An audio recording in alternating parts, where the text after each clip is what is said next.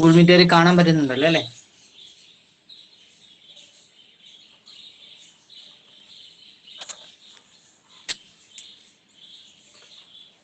കാണാൻ പറ്റുന്നുണ്ടല്ലോ.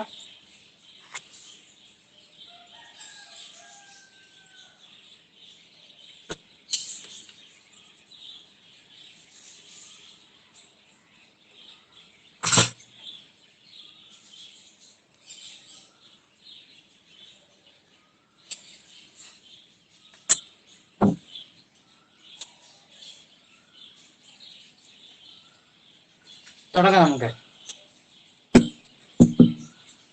തുടങ്ങാം. ഇന്നലെ പഠിപ്പിച്ച ഭാഗത്ത് നിന്നും കുറച്ചും കൂടെ ബാക്കിലോട്ട് തന്നെ ഞാൻ പോയി എടുത്തു തുടങ്ങാം നമുക്ക്.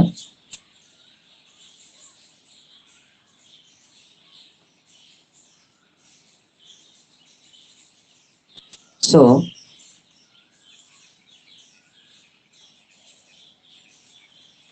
British Governor General introduced this system, അതായത് right Valley system, Mahalwari system.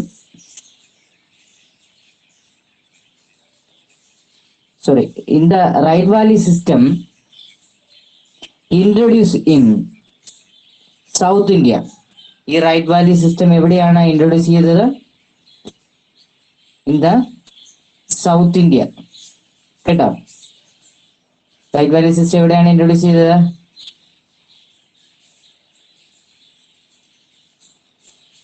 എല്ലാരും നിദ്രയിലാണോ?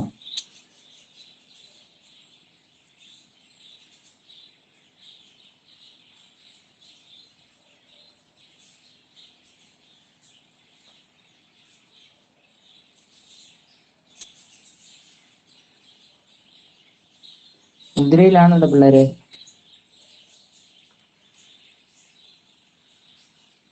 നിങ്ങൾക്ക് കേൾക്കാൻ പറ്റുന്നില്ലേ ഞാൻ പറയുന്നത്?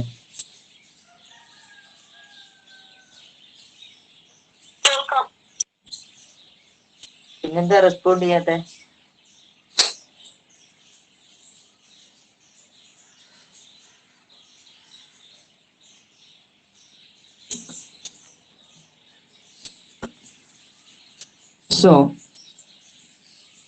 അപ്പോൾ ബ്രിട്ടീഷ് ഗവർണർ ജനറൽ ആയിട്ടുള്ള കോൺവാലിസ് ആണ് ഈ ഒരു സമ്പ്രദായം, ഈ റൈറ്റ് വാലി സിസ്റ്റം ഇൻട്രൊഡ്യൂസ് ചെയ്തത്. ഇതെവിടെയാണ് ഇൻട്രൊഡ്യൂസ് ചെയ്തത്? ഇന്ത്യയുടെ ഏത് ഭാഗത്തായിട്ടാണ്? സൗത്ത് ഇന്ത്യയിലാണ്, ദക്ഷിണേന്ത്യയിലാണ് ഇത് ഇൻട്രൊഡ്യൂസ് ചെയ്യപ്പെട്ടിട്ടുള്ളത്. മനസ്സിലായോ?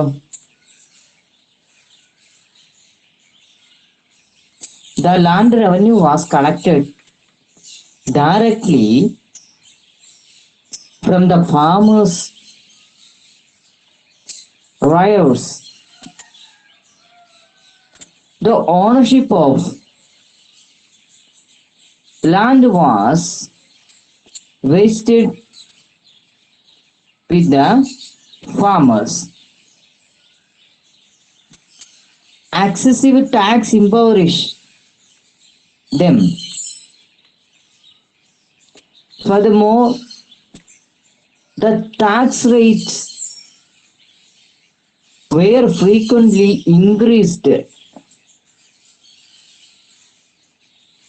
അതായത് ഇവിടെ റൈറ്റ് വാലി സിസ്റ്റത്തിൽ ലാൻഡ് ഓണേഴ്സ് ആരായിരുന്നു?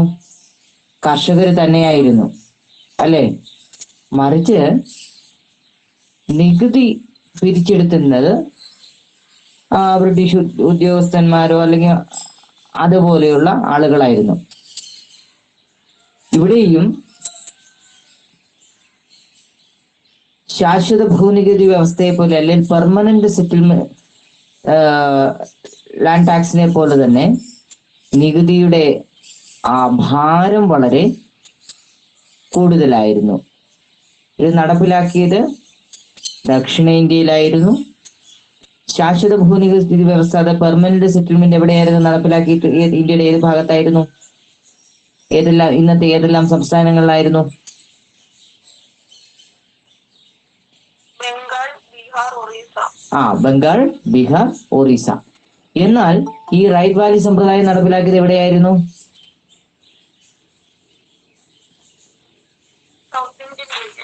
South Indian region. ഒരു ലാൻഡ് ടാക്സ് സെറ്റിൽമെന്റും കൂടെ ഉണ്ടായിരുന്നല്ലോ, അതേതായിരുന്നു?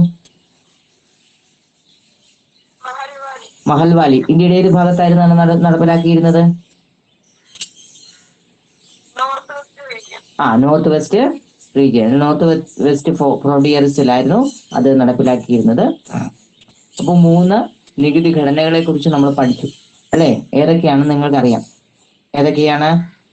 The first one is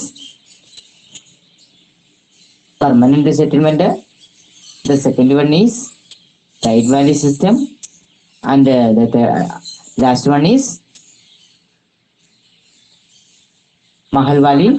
Mahalwari system. ഒന്നാമത്തേത് ശാശ്വത ഭൂനികുതി വ്യവസ്ഥ, രണ്ടാമത്തേത് റൈറ്റ് വാലി സമ്പ്രദായം, മൂന്നാമത്തേത് മഹൽവാലി സമ്പ്രദായം. മനസ്സിലായല്ലോ? അപ്പോൾ എൻ്റെ ഒരു സംശയം, സ്വാഭാവികമായിട്ട് എൻ്റെ ഒരു സംശയമാണ്, ഈ ആദ്യത്തെ ശാശ്വത ഭൂനികുതി വ്യവസ്ഥയില് ഈ ലാൻഡിന്റെ ഓണേഴ്സ് ആരായിരുന്നു? സെമീൻദാർസ്. Very good.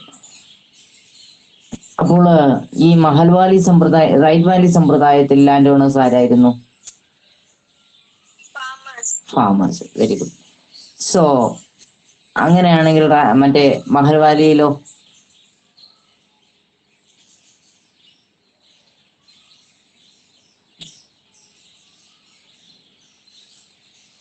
നമുക്ക് നോക്കാം. ഓക്കെ. സോ നോക്കിക്കോ. എല്ലാവരും പുസ്തകം വായിച്ച് നോക്കിയായിരുന്നു ഇന്നലെ? എവിടെന്ന്? ഇന്നലെ നേരെ ക്ലാസ്സിൽ നിന്ന് ഇറങ്ങി ഓടിപ്പോയി കിടന്ന് ഉറങ്ങി ആണോ? 10 മണി വരെയൊക്കെ ഇരുന്ന് പഠിക്കണം കേട്ടോ. സോ നോക്കിക്കോ. The village headman was assigned ഇത് നമ്മള് മഹൽവാലി സിസ്റ്റം ആണ് പറയുന്നത്. The village headman was assigned the responsibility to collect tax. അപ്പോൾ ഇവിടെ ഒരു വില്ലേജിനെ അല്ലെ ഒരു ഗ്രാമത്തെ ഒരു യൂണിറ്റ് ആയിട്ട് കണക്കാക്കുന്നു. ഒരു ഗ്രാമത്തെ ഒരു യൂണിറ്റ് ആയിട്ട് കണക്കാക്കുകയും ഗ്രാമത്തലവനാണ് ആരാണ് നികുതി പിരിച്ചിരുന്നത്? ഗ്രാമത്തലവനാണ് നികുതി പിരിച്ചെടുത്തിരുന്നത്. മനസ്സിലായോ? ആരാണ് നികുതി പിരിച്ചെടുത്തിരുന്നത്? ഗ്രാമത്തലവൻ, വില്ലേജ് ഹെഡ്മാൻ ആയിരുന്നു ഇവിടെ നികുതി പിരിച്ചെടുത്തിരുന്നത്. Okay.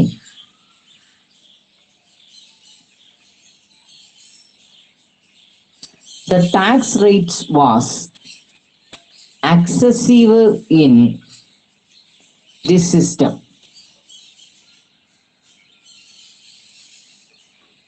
To the entire village mahal.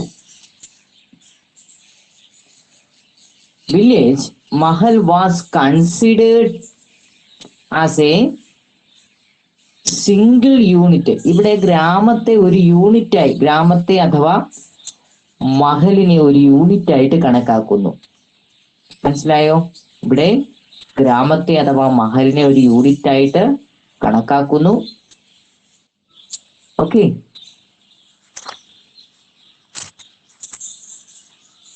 ഗ്രാമത്തെ മഹലിനെ ഒരു യൂണിറ്റ് ആയി കണക്കാക്കുന്നു. ഞാൻ നിങ്ങളോട് മെസ്സേജ് ഇട്ടപ്പോ പറഞ്ഞതാണ് 6 മണി കഴിഞ്ഞ് ആർക്കും ജോയിൻ ചെയ്യാൻ കഴിയില്ല എന്ന് പറഞ്ഞ് ഞാൻ 5:50 വന്നവർക്ക് അറിയാം. അവര് വന്നപ്പോ തന്നെ ഞാൻ അവരെ അക്സെപ്റ്റ് ചെയ്ത് നിർത്തിയിട്ടുണ്ട്. ഈ 6 മണി എന്ന സമയം കഴിഞ്ഞ് ഒരു 6:02, 6:03 ആയി കഴിഞ്ഞ് 6:01 ആയി കഴിഞ്ഞാൽ അക്സെപ്റ്റ് ചെയ്യാൻ എനിക്ക് കഴിയില്ല. അപ്പോൾ അതുകൊണ്ടാണ് നേരെ ഒരു 5 മിനിറ്റ് മുമ്പ് ഞാൻ വന്നിരുന്നത്. എന്നിട്ട് ജോയിൻ ചെയ്യാതെ അവരവർക്ക് ഇഷ്ടമുള്ള സമയത്ത് ജോയിൻ ചെയ്യാൻ വന്നു കഴിഞ്ഞാൽ നടക്കത്തില്ല. ഞാൻ അതിന് ഉത്തരവാദിയല്ല. എന്നോട് പരാതി പറഞ്ഞിട്ടും കാര്യമില്ല. ഞാൻ ആ സമയം സെറ്റ് ചെയ്ത് വെച്ചിട്ടുണ്ട്. 6:01 ആയി കഴിഞ്ഞാൽ അത് ആക്സെപ്റ്റ് ചെയ്യാൻ എന്നെ കൊണ്ടെന്നല്ല ആർക്കും സാധിക്കില്ല. സോ നോക്കിക്കോ,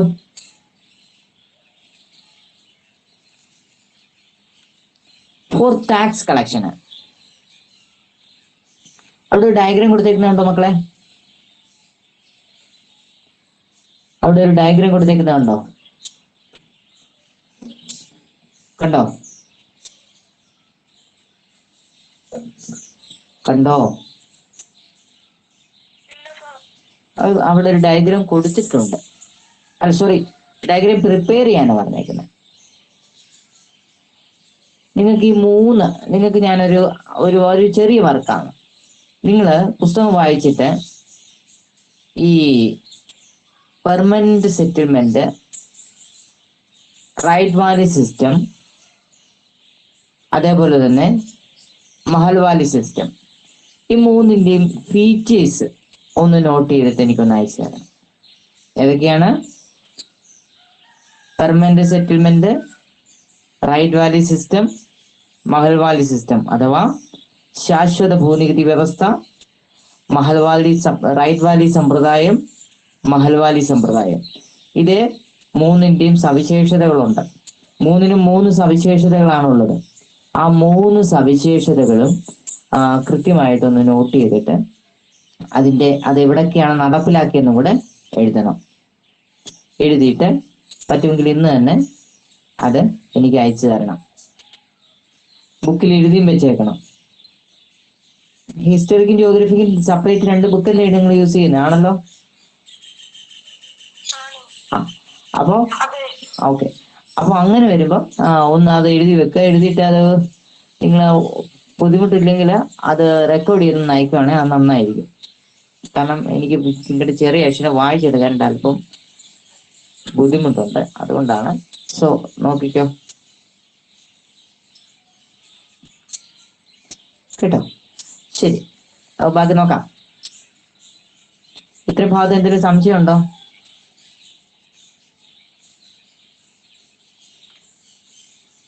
ഉണ്ടോ?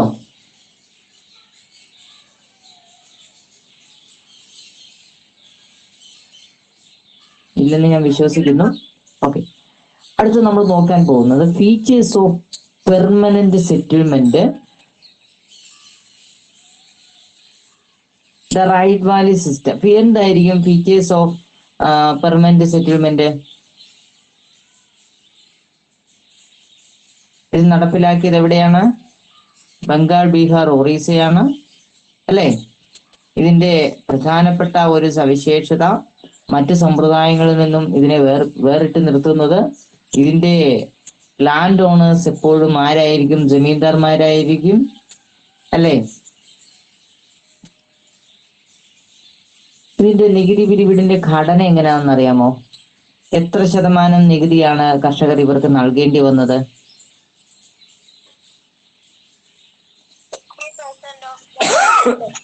എത്രയാണ്? 60% അല്ലേ? ഞാൻ ഇന്നലെ അതിന് ഉദാഹരണമൊക്കെ പറഞ്ഞായിരുന്നു അല്ലേ? അപ്പോൾ 100 വാഴക്കുല കിട്ടുകയാണ്. 100 വാഴക്കുല വിറ്റ് അതിന്റെ ലാഭം കിട്ടുകയാണ്. അതിൽ എത്ര വാഴക്കുലയുടെ ലാഭം ആർക്ക് കൊടുക്കും? ജമീന്ദാർമാർക്ക് കൊടുക്കണം. 60 വാഴക്കുലയുടെ ലാഭം ആർക്ക് കൊടുക്കണം? ജമീന്ദാർമാർക്ക് കൊടുക്കേണ്ടി വരുമായിരുന്നു. മനസ്സിലായോ?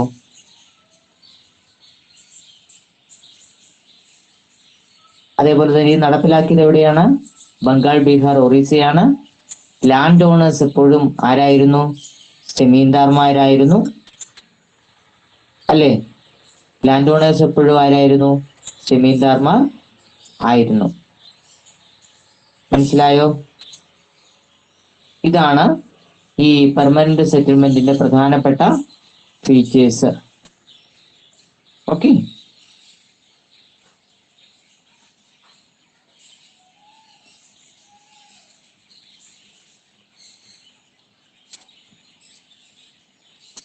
the land revenue policy is implemented by the British. ഇനി നമ്മൾ മഹൽവാലി അത് നോക്കാൻ പോകുന്നത്. The land revenue system is implemented. British affected the agricultural sector when they were unable to pay tax in the form of money before the deadline. They had to take loan from money lenders at a high rates of interest. The loan were obtained mortgaging agricultural land. The agricultural land of the farmers who could not pay back the loan and the interest was seized was the money lenders. അതായത്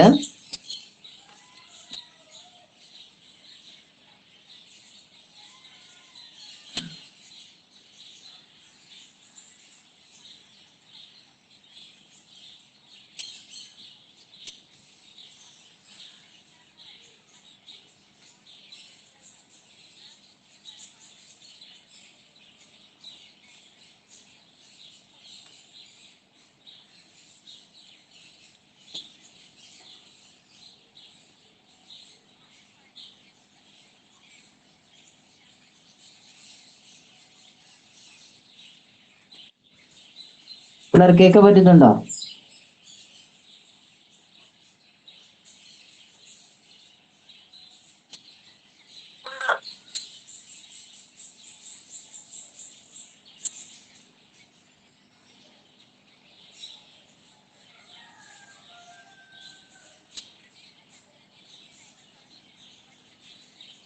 അപ്പോൾ ബ്രിട്ടീഷുകാർ നടപ്പിലാക്കിയ നികുതി നയങ്ങൾ കാർഷിക രംഗത്ത് വൻ പ്രത്യാഘാതങ്ങളാണ് ഉണ്ടാക്കിയത്. അവരുടെ നികുതി നയങ്ങൾ കാർഷിക രംഗത്തെയാണ് ഏറ്റവും കൂടുതൽ അഫക്റ്റ് ചെയ്തത്. ഏറ്റവും കൂടുതൽ ബാധിച്ചത് കാർഷിക രംഗത്തെയാണ് ഏറ്റവും കൂടുതൽ അവരുടെ നികുതി നയങ്ങൾ ബാധിച്ചത്. അതെങ്ങനെയാണെന്ന് നമുക്കിനി ഒന്ന് പരിശോധിച്ച് നോക്കാം.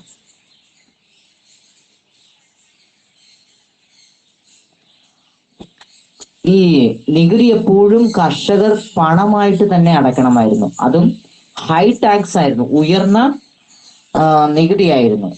മനസ്സിലായോ? ഹൈ ടാക്സ് എപ്പോഴും പണമായിട്ട് അടയ്ക്കേണ്ടി വന്നു. അങ്ങനെ അടയ്ക്കാതെ വരുമ്പോൾ അവരെന്ത് ചെയ്യും? അവരെന്ത് ചെയ്യും? നമുക്ക് പണമില്ല. ഇപ്പൊ നമുക്ക് പണമില്ല, നമ്മൾ എന്ത് ചെയ്യും? വെരി ഗുഡ്, ലോൺ എടുക്കും, അല്ലെ കടം വാങ്ങും. ആരുടെ എങ്ങോട്ടും കടം വാങ്ങും. ഇവിടെ ഇവർ ചെയ്തത് പലിശയ്ക്ക് പണം കൊടുക്കുന്നവരുണ്ട്. ആ പലിശയ്ക്ക് പണം കൊടുക്കുന്നവരിൽ നിന്നും പണം കടം വാങ്ങുന്നു. മനസ്സിലായോ? പണം കടം വാങ്ങുന്നു. അപ്പോൾ ആരെങ്കിലും ചുമ്മാ പണം കടം കൊടുക്കുവോ?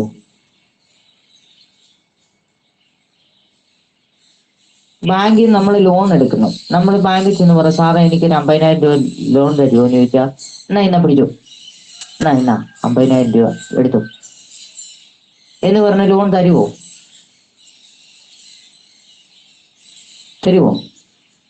തരില്ല. മറിച്ച് നമ്മൾ എന്ത് ചെയ്യണം? സെക്യൂരിറ്റി കൊളാപ്സ് സെക്യൂരിറ്റി കൊടുക്കണം, അല്ലെങ്കിൽ എന്തെങ്കിലും ഈടായിട്ട് കൊടുക്കണം, അല്ലെ? മിക്കവാറും നമ്മളുടെ ഭൂമിയുടെ പ്രമാണമോ, അല്ലെങ്കിൽ ജോലിക്കാരാണെങ്കിൽ അവരുടെ സാലറിയുടെ സർട്ടിഫിക്കറ്റോ, അല്ലെ, അത്തരത്തിലൊക്കെ കൊടുത്തെങ്കിൽ മാത്രമേ ലോൺ തരൂ. ഇവിടെയും ഇവർ പണം കടം വാങ്ങിയപ്പോൾ ഇവർ കൊടുക്കേണ്ടി വന്നത് അവരുടെ ഈടായിട്ട് കൊടുക്കേണ്ടി വന്നു. അതേപോലെ തന്നെ ഹൈ ഇൻട്രസ്റ്റ് ആയിരുന്നു, ഉയർന്ന പലിശ നിരക്കായിരുന്നു. മനസ്സിലായോ? കർഷകരിൽ നിന്നും അമിതമായിട്ടുള്ള പലിശ നിരക്കാണ് ഈടാക്കിയിരുന്നത്.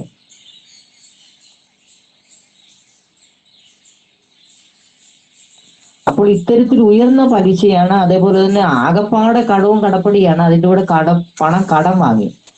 പണം കടം വാങ്ങിയത് എന്തിനു വേണ്ടിയാണ്? അവർക്ക് പൈസ കൊടുക്കുക. അവർക്ക് കൊടുക്കാൻ പൈസ ഇല്ലാത്തത് കൊണ്ടാണല്ലോ കടം വാങ്ങിയത്, ആണല്ലോ. അപ്പോൾ വീണ്ടും പ്രതിസന്ധി കൂടുകയാണ് ചെയ്തത്. കാരണം കടം വാങ്ങിയ പണം അടയ്ക്കണം, അതിന്റെ ഹൈ ഇൻട്രസ്റ്റ് അടയ്ക്കണം, ഇവരുടെ അടുത്ത നികുതി അടയ്ക്കണം. അങ്ങനെ കർഷകർ ആകപ്പാട് വല്ലാത്തൊരു അവസ്ഥയിലായി. അങ്ങനെ പണം കൊടുക്കാൻ പറ്റാത്ത അവസ്ഥയായപ്പോൾ ഈ കർഷകരുടെ ഭൂമിയെല്ലാം ആരുടെ കൈവശത്തായി? ഈ മണി ലെൻഡേഴ്സിന്റെ കയ്യിലായി മാറി. മനസ്സിലായോ? അപ്പൊ ഇങ്ങനെയാണ് കർഷകർക്കുണ്ടായ അവരുടെ പ്രതിസന്ധി എന്ന് നിങ്ങൾക്ക് ഇപ്പോൾ ഇതുകൊണ്ട് തന്നെ മനസ്സിലായി കാണും. ആദ്യം ഉയർന്ന നികുതിയാണ്. ഉയർന്ന നികുതി അടയ്ക്കാൻ പണമില്ലാതായപ്പോൾ കടം വാങ്ങുന്നു. കടം വാങ്ങിയ പണം പോലും, കടം വാങ്ങിയത് ഭൂമിയൊക്കെ പണയം വെച്ചിട്ടാണ്, ഹൈ ഇൻട്രസ്റ്റ് ആയിരുന്നു. ഹൈ ഇൻട്രസ്റ്റ് പോലും അടയ്ക്കാൻ സാധിക്കാത്ത അവസ്ഥയിൽ എന്ത് ചെയ്തു? ഭൂമി കൊള്ളപ്പലിശക്കാരുടെ കൈവശമായി. മനസ്സിലായോ?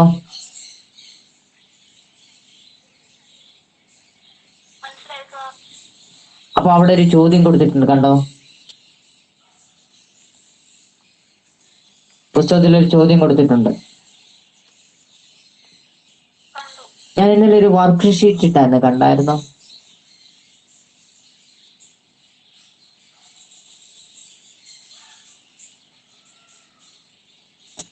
ഈ പാഠത്തിന് നോട്ട് ഇട്ട എല്ലാവരുടെയും കൈവശം ഉണ്ടല്ലോ അല്ലേ? ഒന്നുകൂടി ഇടണമെങ്കിൽ പറയണം കേട്ടോ. ഇതിന്റെ നോട്ട്സ് എല്ലാവരുടെയും കൈവശം ഉണ്ടോ?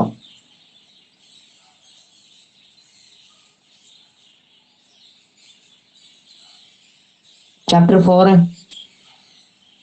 ഒന്നുകൂടി ഇടണോ?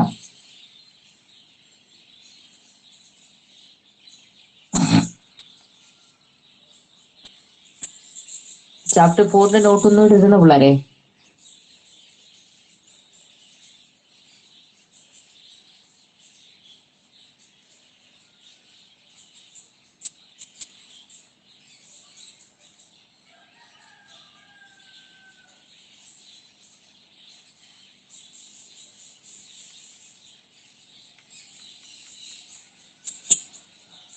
Commercialization, agricultural.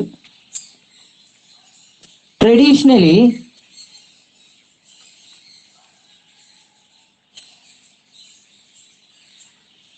commercialization of agriculture.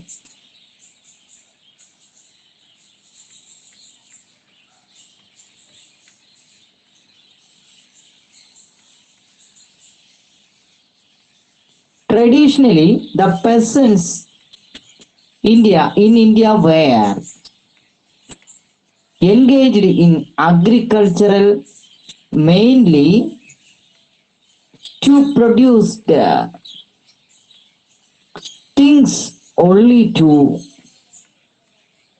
meet the needs of their family and the village. During the British rule, they were compelled to cultivate crop according to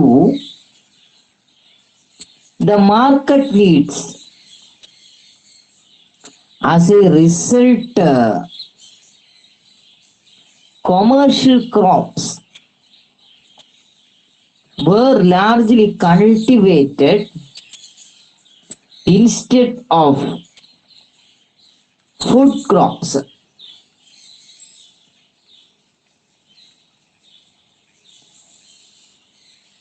This transformation is termed as commercialization of agricultural. അതായത്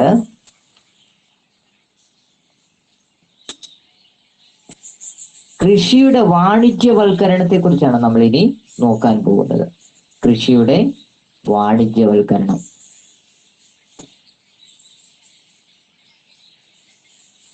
അപ്പോൾ എങ്ങനെയാണ് ബ്രിട്ടീഷുകാരുടെ ആ tax അവർ implement ചെയ്തതിലൂടെ farmers, കൃഷിക്കാര് ദരിദ്രന്മാരായത് എന്ന് നിങ്ങൾ കണ്ടു.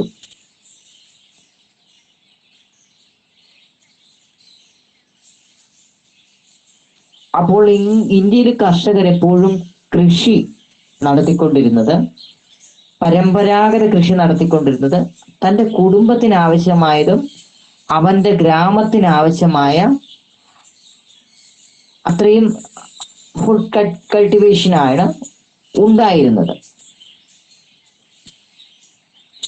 എന്നാൽ ബ്രിട്ടീഷുകാർ അവരുടെ ഭരണം ആരംഭിച്ചതോടുകൂടി കർഷകരെ കൊണ്ട് വിപണിയിൽ സാധനങ്ങൾ എത്തിക്കുന്നതിനായിട്ട്, വിപണി ലക്ഷ്യമാക്കിക്കൊണ്ട് കൃഷി ചെയ്യുന്നതിനായിട്ട് അവരെ പ്രേരിപ്പിച്ചു, കർഷകരെ പ്രേരിപ്പിച്ചു.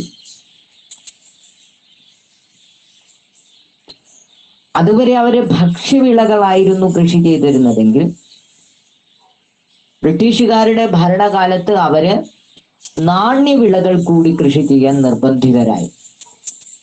നാണ്യവിളകൾ കൂടി കൃഷി ചെയ്യാൻ നിർബന്ധിതരായിട്ട് മാറി. അപ്പോൾ ഇത്തരത്തിലുണ്ടായ ഒരു മാറ്റത്തെയാണ് കൊമേഴ്സ്യലൈസേഷൻ ഓഫ് അഗ്രികൾച്ചർ അഥവാ കൃഷിയുടെ വാണിജ്യവൽക്കരണം എന്ന് പറയുന്നത്. മനസ്സിലായോ? അപ്പോൾ കൃഷിയുടെ വാണിജ്യവൽക്കരണം എന്നാൽ എന്തെന്ന് നിങ്ങൾക്ക് മനസ്സിലായി. ഇത്രയേ ഉള്ളൂ, നിസ്സാരമായിട്ടുള്ള കാര്യമാണ്. ഭക്ഷ്യവിളകൾക്ക് പകരം നാണ്യവിളകൾ കൂടുതലായിട്ട്, റബ്ബർ പോലെയുള്ള, നീലം പോലെയുള്ള വിളകൾ കൂടുതലായിട്ട് കൃഷി ചെയ്തിരുന്നതിനെയാണ് കൊമേഴ്സ്യലൈസേഷൻ ഓഫ് അഗ്രികൾച്ചർ അഥവാ കൃഷിയുടെ വാണിജ്യവൽക്കരണം എന്ന് പറയുന്നത്. Okay,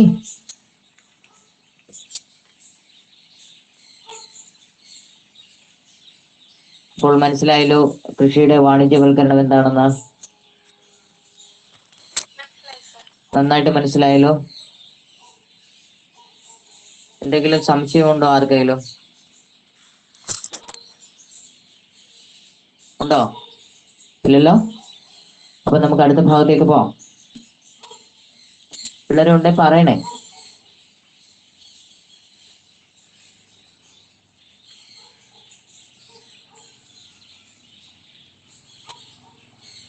We have seen that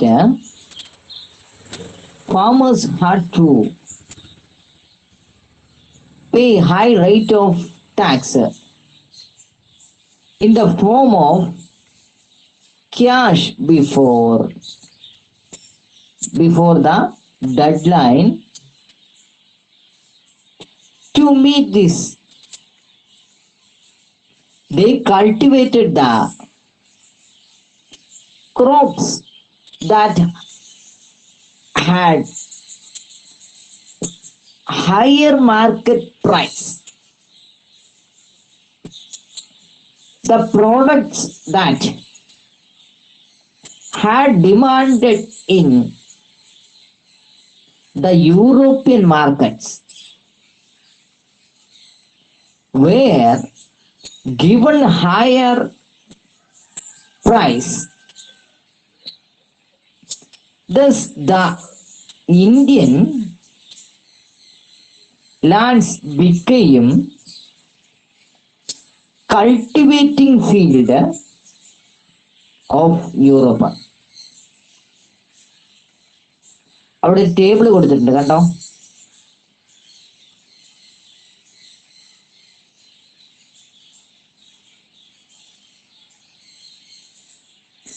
Identify the major crop too widely in that period.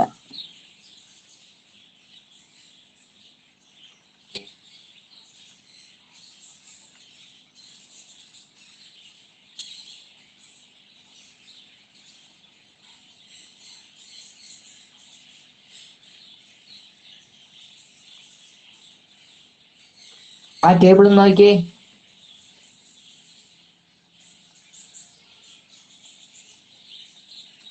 അപ്പോൾ നിങ്ങൾ നോക്കുക, ബ്രിട്ടീഷ് ഭരണകാലത്ത് നികുതിയുടെ നിരക്ക് വളരെ കൂടുതലായിരുന്നു.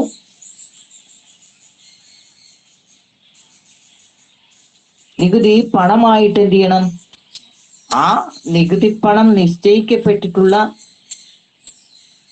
തീയതിയിൽ തന്നെ ഗവൺമെന്റിന് നൽകണമായിരുന്നു. ബ്രിട്ടീഷ് പണം നിശ്ചയിച്ച തീയതിയിൽ തന്നെ നൽകണമായിരുന്നു. പണമായിട്ട് തന്നെ നൽകണം. ഉയർന്ന നികുതിയാണ്. ആ ഉയർന്ന നികുതി പണമായിട്ട് തന്നെ നൽകണമായിരുന്നു. നിശ്ചയിച്ച് അവര് പറയുന്ന ഒരു തീയതിയുണ്ട്. ആ തീയതിയിൽ തന്നെ പണം നൽകണമായിരുന്നു.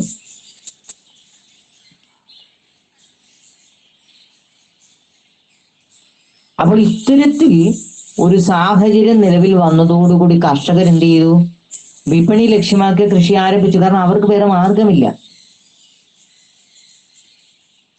മനസ്സിലായോ? അവർക്ക് വേറെ മാർഗമില്ല. അവർക്ക് നികുതി അടയ്ക്കണം. നികുതി അടയ്ക്കണമെങ്കിൽ ഈ പരമ്പരാഗത അല്ലെങ്കിൽ ട്രഡീഷണൽ അഗ്രികൾച്ചർ കൊണ്ട് നിന്നാൽ പറ്റൂലെന്ന് അവർക്ക് മനസ്സിലായി. അപ്രകാരം വന്നപ്പോഴാണ് അവരെന്ത് ചെയ്തത്? വിപണിയെ ലക്ഷ്യമാക്കിക്കൊണ്ട്, മാർക്കറ്റ് എയിം ചെയ്തുകൊണ്ട് അവരെന്ത് ചെയ്തു? അഗ്രികൾച്ചർ നടത്താനായിട്ട് തീരുമാനിക്കുകയും അങ്ങനെ അവര് ട്രഡീഷണൽ അഗ്രികൾച്ചറിൽ നിന്ന് മാറി കൊമേഴ്സ്യലൈസേഷൻ ആയിട്ടുള്ള വാണിജ്യപരമായിട്ടുള്ള കൃഷി, അല്ലെങ്കിൽ നാണ്യവിളകൾ, റബ്ബർ, നീലം പോലെയുള്ള കൃഷിവിളകള് കൂടുതലായിട്ട് ഉൽപ്പാദിപ്പിക്കാനായിട്ട് തുടങ്ങിയത്. മനസ്സിലായോ?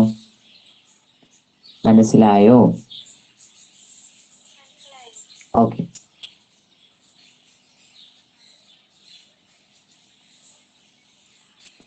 അപ്പോൾ ഇവര് വിപണി ലക്ഷ്യമാക്കി ഇത്തരത്തിൽ കൃഷി നടത്തിയപ്പോൾ അവർക്ക് വില ലഭിച്ചത് യൂറോപ്യന്മാർക്ക് ആവശ്യമായ ചില ഉൽപ്പന്നങ്ങളുണ്ട്. ആ യൂറോപ്യന്മാർക്ക് ആവശ്യമായ ഉൽപ്പന്നങ്ങൾക്കാണ് കൂടുതലായിട്ട് അവർക്ക് വില ലഭിച്ചത്. മനസ്സിലായോ? യൂറോപ്യന്മാർക്ക് ആവശ്യമായ ഉൽപ്പന്നങ്ങൾക്കാണ് കൂടുതലായിട്ട് വില ലഭിച്ചത്. മനസ്സിലായോ?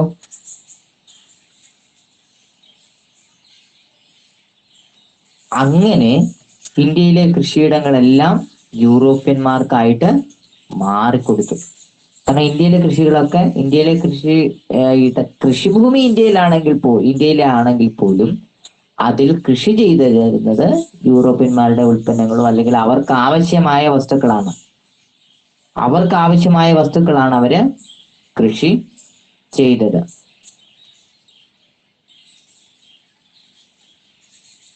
അവിടെ ഒരു പട്ടിക കൊടുത്തിട്ടുണ്ട്. നിങ്ങൾക്ക് ആ പട്ടിക നോക്കിക്കഴിഞ്ഞാൽ അറിയാം അക്കാലത്ത് എന്തെല്ലാം ഉൽപ്പന്നങ്ങളാണ് വ്യാപകമായിട്ട് കൃഷി ചെയ്തത് എന്ന് നിങ്ങൾക്ക് മനസ്സിലാകും.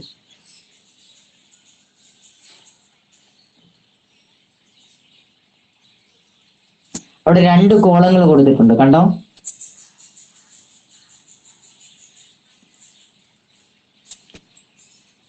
ആദ്യ കോളത്തിൽ കണ്ടോ?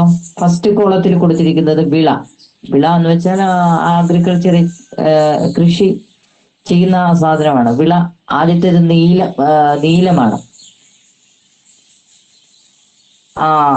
അതിന്റെ പ്രദേശങ്ങളാണ്, നീലം കൃഷി ചെയ്ത പ്രദേശങ്ങളാണ് ഏതൊക്കെയാണ്? ബംഗാൾ ആൻഡ് ബീഹാർ. ബംഗാളും ബീഹാറുമാണ് നീലം കൃഷി ചെയ്തത്. എവിടെയൊക്കെയാണ്? ബംഗാൾ, ബീഹാർ. രണ്ടാമത്തെ കോളത്തിൽ പരുത്തിയാണ്, കോട്ടൺ. കണ്ടോ?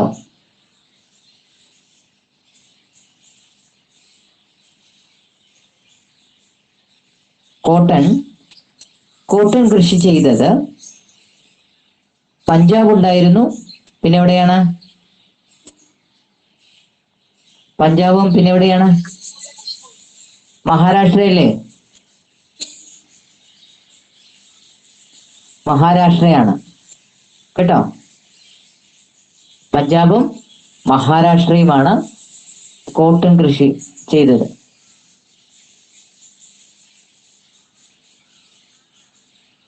കരിമ്പുണ്ടായിരുന്നു. കരിമ്പ് എവിടെയായിരുന്നു? ഉത്തർപ്രദേശ്, സോറി, ഉത്തർപ്രദേശ്. പിന്നെ എവിടെയാണ്? ഉത്തർപ്രദേശാണ് കരിമ്പ് കൃഷി. അടുത്തത് തേയിലയാണ്. തേയില കൃഷി ചെയ്തിരുന്നത് ആസാമിലും അതേപോലെ തന്നെ കേരളത്തിലുമാണ്. എവിടെയൊക്കെയാണ്? ആസാം, കേരളം. ഈ പ്രദേശങ്ങൾ നിങ്ങൾ ഓർത്തിരിക്കണം, വിളകൾ നിങ്ങൾ ഓർത്തിരിക്കണം. മനസ്സിലായോ? ആസാമും കേരളവുമാണ്. അതേപോലെ തന്നെ ചണമുണ്ട്. ചണം ആസാമും ബംഗാളുമാണ്. പിന്നെ ഗോതമ്പുണ്ട്. ഗോതമ്പ് കൃഷി ചെയ്തിരുന്നത് പഞ്ചാബിലാണ്. എവിടെയാണ്? പഞ്ചാബിലാണ് ഗോതമ്പ് കൃഷി ചെയ്തിരുന്നത്. അപ്പോൾ ഏതൊക്കെ വിളകളാണ് നമ്മളിപ്പോ പഠിച്ചത്? ഏതൊക്കെയാണ്? നീലമുണ്ട്, പരുത്തിയുണ്ട്, പിന്നെന്താണ്? കരിമ്പുണ്ട്, തേയിലയുണ്ട്, ചണമുണ്ട്, ഗോതമ്പുണ്ട്. അപ്പോൾ ഇവ ഏതേത് പ്രദേശങ്ങളിലാണ് കൃഷി ചെയ്തിരുന്നതെന്ന് നിങ്ങൾ വ്യക്തമായിട്ട് മനസ്സിലാക്കിയിരിക്കണം കേട്ടോ. അതുകൊണ്ടാണ് ഇത്ര വളരെ സ്ലോയിൽ ഞാൻ ഓരോ പ്രദേശങ്ങളും എടുത്തെടുത്ത് പറഞ്ഞു പോയത്.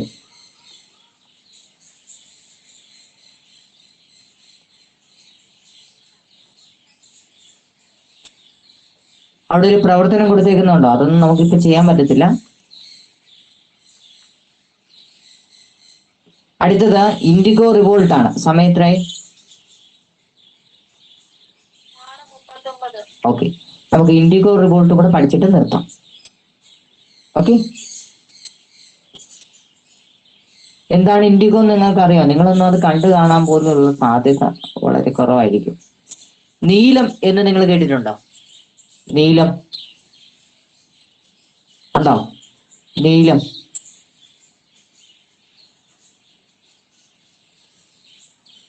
നമ്മളുടെ തുണി ഒക്കെ വെള്ള കളർ കിട്ടാൻ വേണ്ടി, വെളുത്ത തുണിക്ക് കുറച്ചുകൂടെ വെളുത്ത കളർ കിട്ടാൻ വേണ്ടി മുക്കുന്ന ഒരു സാധനമാണ് നീലം കേട്ടോ.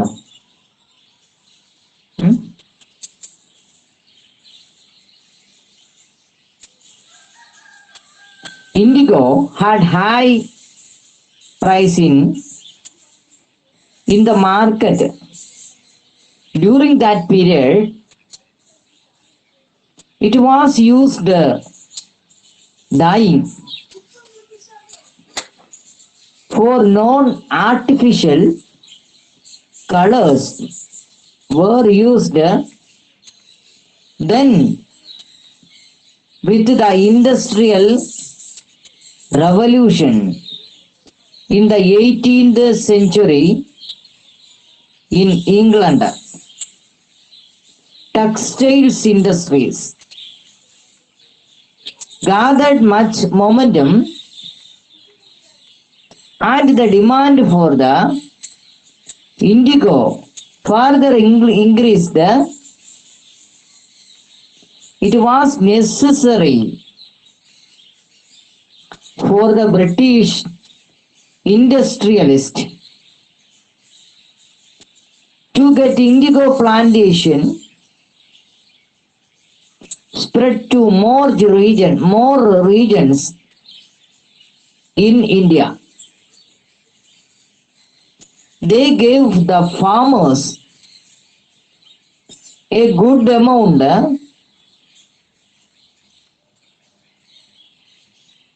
harvesting indigo, collecting indigo, and illustration.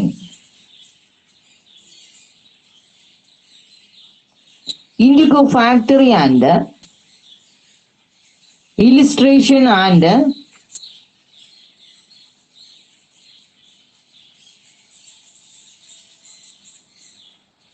why and illustration and advance for the cultivation of indigo. The farmers come to temptation of the company owners and widely planted indigo as they were in trouble with no other means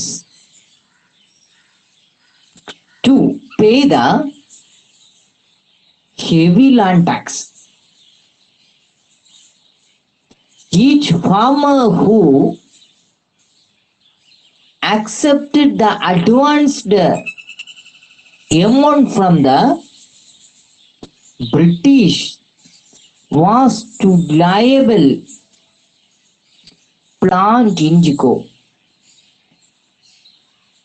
in a fixed portion of his land.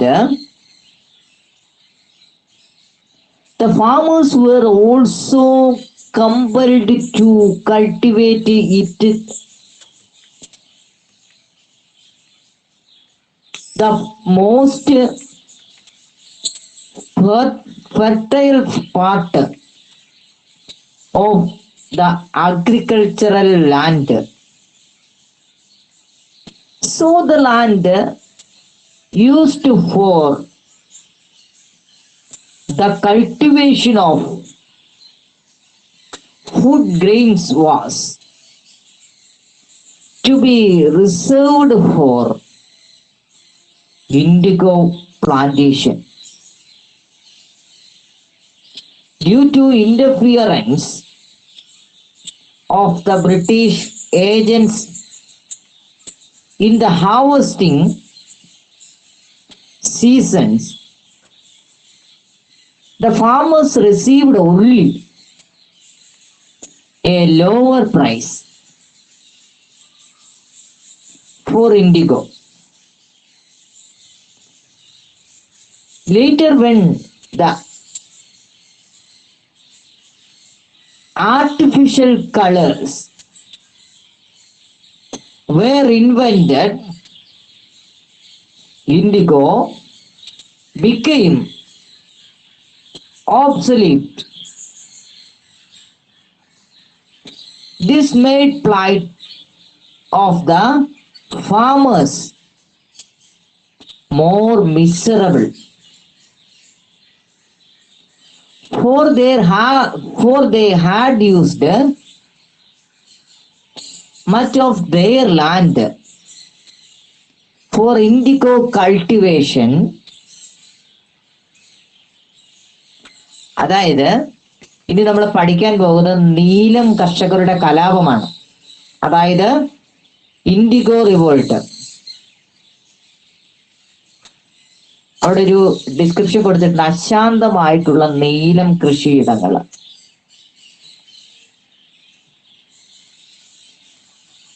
നിങ്ങൾ ശ്രദ്ധിക്കുക, നീലത്തിന് അക്കാലത്ത് ഉയർന്ന വിപണി വില ഉണ്ടായിരുന്നു. ഒരു കാലത്ത് നീലം കൃഷിക്ക് വളരെയധികം ഡിമാൻഡ് ഉണ്ടായിരുന്നു. അങ്ങനെ നീലം കർഷകര് അവരുടെ കൃഷി ഇടങ്ങളിൽ നീലം കൃഷി ചെയ്തിരുന്നു. നീലത്തിന് ഭയങ്കരമായിട്ടുള്ള ഡിമാൻഡ് ഉണ്ടായിരുന്നു. നീലം ഉപയോഗിച്ചിരുന്നത് എന്തിനു വേണ്ടിയായിരുന്നു? തുണികൾക്ക് നിറം നൽകുന്നതിന് വേണ്ടിയായിരുന്നു. നമ്മൾ ഇന്ന് ഉജാല ഉപയോഗിക്കുന്നില്ലേ, അതിന് പകരമായിട്ട് ഉപയോഗിച്ചുകൊണ്ടിരുന്ന സാധനമായിരുന്നു നീലം. അപ്പോൾ ഇന്ന് നമ്മൾ കാണുന്ന ഉജാല പോലത്തെ കൃത്രിമമായിട്ടുള്ള ചായങ്ങൾ അന്നില്ലായിരുന്നു. അപ്പോൾ ഈ നീലമായിരുന്നു തുണികൾക്ക് നിറം നൽകാനായിട്ട് ഉപയോഗിച്ചുകൊണ്ടിരുന്നത്.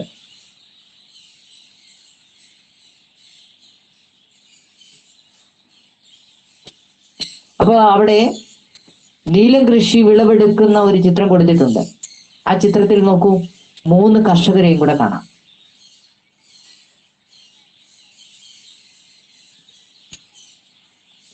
എയ്റ്റീൻത് സെഞ്ചുറിയിൽ, അതായത് 18ാം നൂറ്റാണ്ടില് ഇംഗ്ലണ്ടിലുണ്ടായ വ്യാവസായിക വിപ്ലവം, നിങ്ങൾക്കറിയാം വ്യാവസായ വിപ്ലവം എന്താണെന്ന് അറിയാം.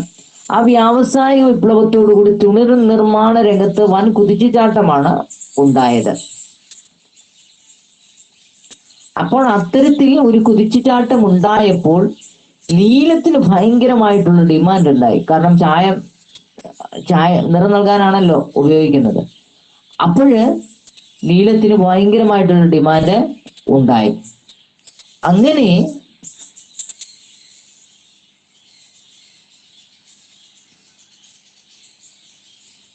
ബ്രിട്ടൻ 1780 ഇറക്കുമതി ചെയ്തിട്ടുണ്ടായിരുന്ന നീലത്തിന്റെ അളവിന്റെ ഏതാണ്ട് 30% മാത്രമേ ഉള്ളായിരുന്നു ഇന്ത്യയിൽ നിന്നുള്ളത്.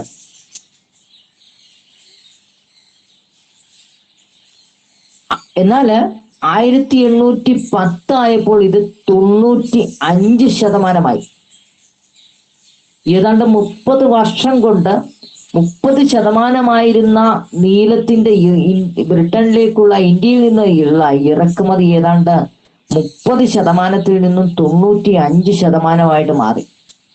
നോക്കൂ, എത്ര ശതമാനമാണ് കൂടിയത്? ഏതാണ്ട് 60% വർധനമാണ് ഉണ്ടായത്. അപ്പോൾ അനുസരിച്ചുള്ള കൃഷി നടന്നെങ്കിൽ മാത്രമല്ലേ ഇത്തരത്തിലുള്ള വർധനവ് ഉണ്ടാകത്തുള്ളൂ. നോക്കൂ, 1780 നോക്കൂ, 1810 നോക്കൂ, നിങ്ങൾക്കത് കണ്ടാൽ മനസ്സിലാകും.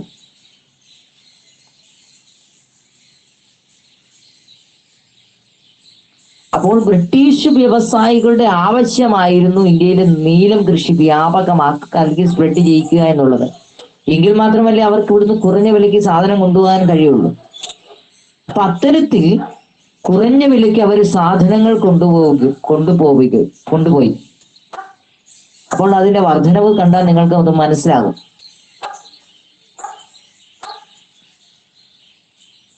കർഷകരെ പറ്റിക്കുന്നതിനായിട്ട് എന്താ, വൻ തുക അവർക്ക് മുൻകൂറായിട്ട് നൽകും, പിന്നെ പണമൊന്നും കൊടുക്കത്തില്ല. അപ്പോൾ അങ്ങനെ കർഷകരെ കൊണ്ട് നീലം കൃഷി പ്രോത്സാഹിപ്പിച്ചു, വൻ തുക മുൻകൂറായി കൊടുത്തുകൊണ്ട്.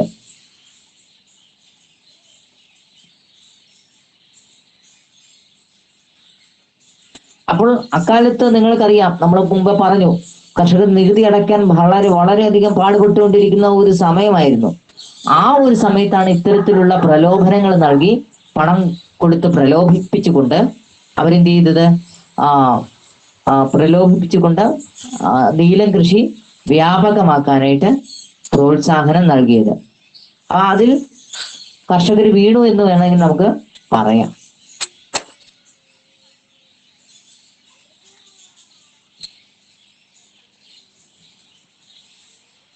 അപ്പോൾ ഇതിലെ നിബന്ധന എന്ന് പറയുന്നത്, ബ്രിട്ടീഷുകാരുടെ കയ്യിൽ നിന്നും പണം കൈപ്പറ്റിയവർ തങ്ങളുടെ കൃഷിയിടത്തിന്റെ നിശ്ചിത ഭാഗത്ത് നീലം കൃഷി ചെയ്തിരിക്കണം എന്നതായിരുന്നു അവരുടെ ഒരു നിബന്ധന.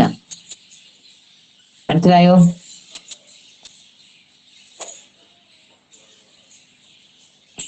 ഇത് മാത്രമല്ല, ഒരു ഭാഗത്ത് കൃഷി ചെയ്യണം എന്ന് പറയുമ്പോൾ തന്നെ ആ കർഷകന്റെ കൃഷിഭൂമിയുടെ ഏറ്റവും ഫലഭൂഷ്ടമായ പ്രദേശത്ത് വേണം നീലം കൃഷി ചെയ്യാൻ. അല്ലാതെ ചുമ്മാതെ കൊണ്ട് എവിടെയെങ്കിലും ഇടവിള കൃഷി ചെയ്യാൻ പാടില്ല എന്നാണ് അതിന്റെ അർത്ഥം. മനസ്സിലായോ? നീലം കൃഷി ചെയ്യേണ്ടത് എവിടെയാണ്? കർഷകന്റെ ആ ഭൂമിയുടെ ഏറ്റവും ഫെർട്ടിലൈസേഷനുള്ള, ഫലഭൂഷ്ടതയുള്ള ഭാഗത്തായിരിക്കണം കൃഷി ചെയ്യേണ്ടത്.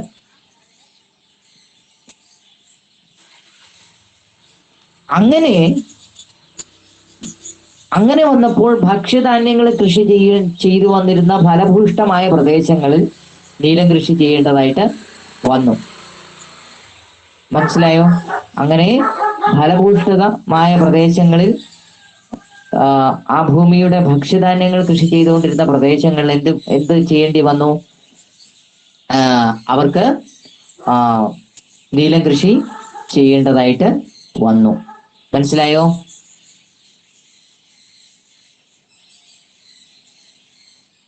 അപ്പോൾ ഇത് വിളവെടുത്തിരുന്ന സമയത്ത് ബ്രിട്ടീഷുകാരുടെ ഏജന്റുമാർ വരും. അവര് വന്നിട്ട് കുറഞ്ഞ വില മാത്രമേ ഇതിന് നൽകിയിരുന്നുള്ളൂ. മനസ്സിലായോ?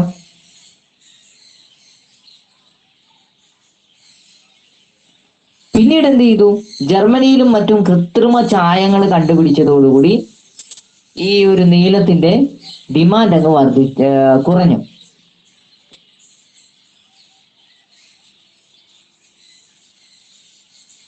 ഇതോടെ എന്ത് ചെയ്തു? കൃഷിഭൂമിയുടെ ഭൂരിഭാഗവും നീലം കൃഷിക്ക് മാറ്റിവെച്ച കൃഷിക്കാരുടെ അവസ്ഥ വളരെ പരിതാപകരമായി. കാരണം അവർക്ക് ഈ നീലം വേണ്ട. ബ്രിട്ടീഷുകാർക്ക് ഈ നീലത്തിന് ആവശ്യമില്ല. മനസ്സിലായോ? അവർക്ക് ഈ നീലത്തിന്റെ ആവശ്യം വരുന്നില്ല ഇപ്പം.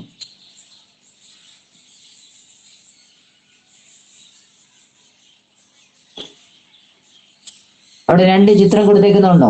ഒന്ന് നീലം കളക്ട് ചെയ്യുന്നതിന്റെ ഉണ്ട്, മറ്റൊന്ന് ഒരു നീലം ഫാക്ടറിയുടെ ചിത്രം അവിടെ കൊടുത്തിട്ടുണ്ട്.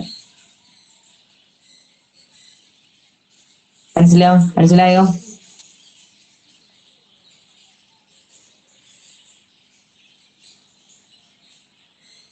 അപ്പോൾ ഇനി നീലം കർഷകരുടെ റിവോൾട്ട് നമുക്ക് അടുത്ത ക്ലാസ്സിൽ നോക്കാം കേട്ടോ. അവരുടെ കലാപമുണ്ട്, അത് നമുക്ക് അടുത്ത ക്ലാസ്സിൽ ചർച്ച ചെയ്യാം. ഓക്കെ,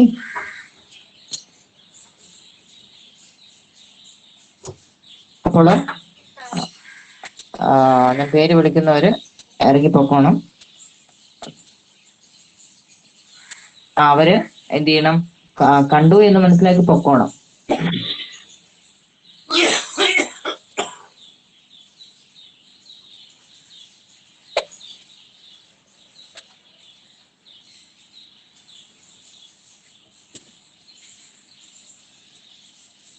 ടേബിൾ പീസ് സെറ്റി ആരെങ്കിലും?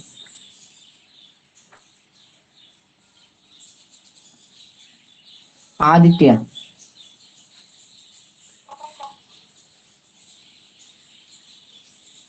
Ajeesha,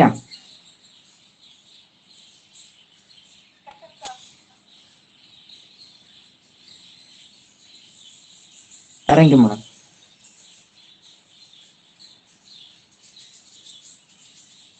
Akash B,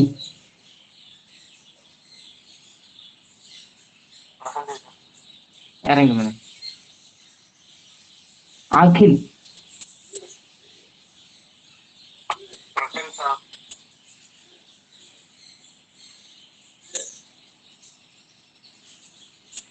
Allen K Daniel,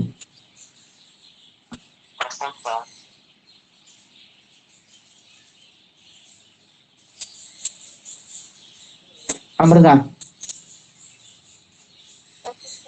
Amrita, you last warning, നാളെ മുതൽ ഈ ഐഡിയിൽ കയറാൻ പാടില്ല കേട്ടോ.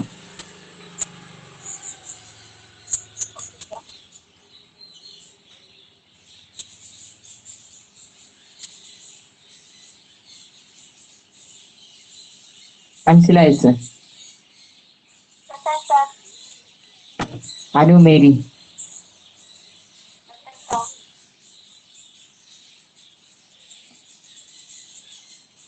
Arjun K S, Ayana Vinod,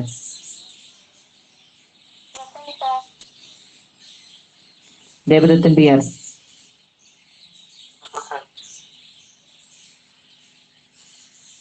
Kavya,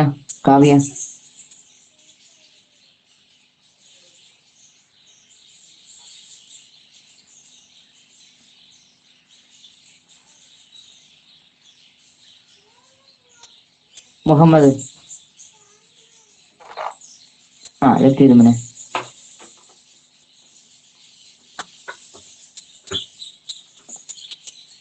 Rahul T R,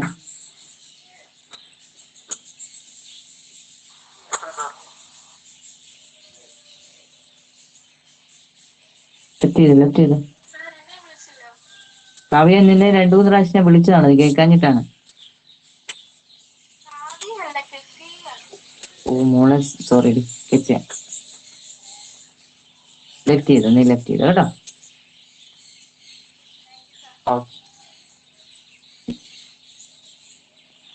അപ്പൊ ടീച്ചർമാരെ, നിങ്ങൾക്ക് എന്തോ റേഞ്ചിന്റെ പ്രശ്നം എന്തൊക്കെ ഉണ്ടായിരുന്നെന്ന് എനിക്ക് തോന്നുന്നു.